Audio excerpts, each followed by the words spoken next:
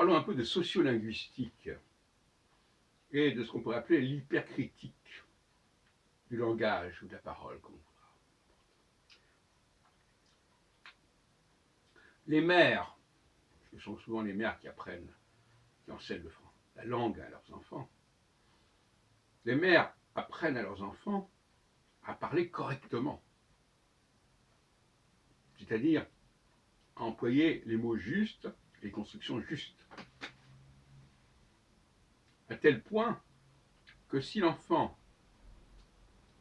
n'utilise pas ces formules, ce formalisme, eh bien, il est en quelque sorte sanctionné, enfin, d'une manière ou d'une autre. D'ailleurs, moi je me souviens quand j'étais enfant, on posait toujours la question, est-ce que ça se dit en français? Ça veut dire, c'est pas que ça peut pas se dire, mais c'est une façon de dire les choses qui n'est pas correcte. Alors, le mot correct est intéressant ici. Parler correctement une langue, ça veut dire la parler de façon conventionnelle, conforme à la norme. Ça ne signifie pas, si quelqu'un ne parle pas correctement, qu'on ne le comprend pas. On peut comprendre ce qu'il dit. Les parents, souvent, comprennent ce que leurs enfants disent, mais ils leur disent « ça n'est pas correct ». Donc là, il y a une double contrainte. On vous comprend, mais ça n'est pas comme ça qu'il faut parler. En français, ça ne se dit pas. Ça pourrait se dire, ça aurait pu se dire, mais ça ne se dit pas.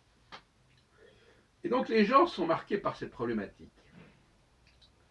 Donc, quand quelqu'un s'exprime d'une façon qui est compréhensible, mais qui n'est pas conforme, il y a un blocage, en quelque sorte. Il y a une difficulté.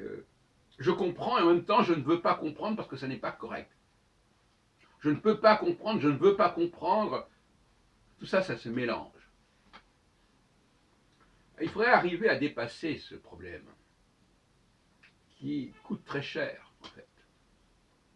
Parce que l'important, c'est de se comprendre. J'avais souvent fait la critique à propos de la société israélienne en disant les gens, ils se comprennent à peu près. Il y a une grande liberté de la façon dont on peut dire les choses. Et moi, ça m'énervait. Parce que je me disais, alors on n'a pas d'incitation à parler correctement. On peut parler n'importe comment du moment qu'on se comprend à peu près. Et force est de constater que ce n'est pas une approche très correcte, justement. De vouloir absolument que les gens emploient les expressions qui sont conformes du moment qu'on les comprend, que ça se comprend. Et je crois que c'est important d'éviter, justement, au niveau de l'enseignement des langues, de tomber dans ce même travers, d'apprendre l'anglais ou l'allemand ou le français correct, et non pas tout simplement de se contenter de se faire comprendre. Moi, j'ai toujours eu une certaine réticence, quelque part, à vouloir absolument parler une langue à la perfection. Du moment qu'on comprend ce que les autres disent et qu'on se fait comprendre, c'est déjà pas mal. Et je crois que ça pèse.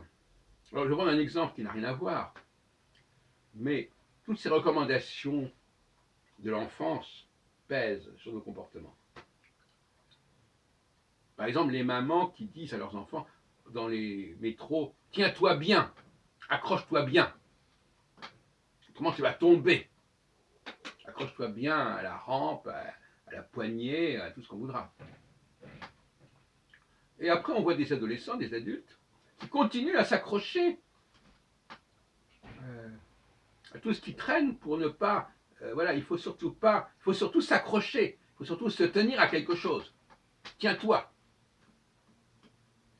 Ils sont marqués par les recommandations qui leur ont été faites dans leur jeune âge. Mais c'est pathétique. Voilà, donc nous avons le poids, comme ça, d'un certain nombre de recommandations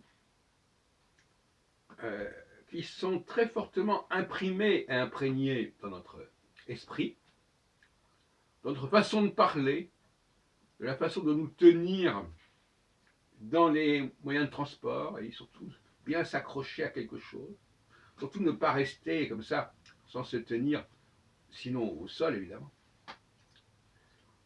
Et il serait bon de dépasser ce stade, très très souhaitable.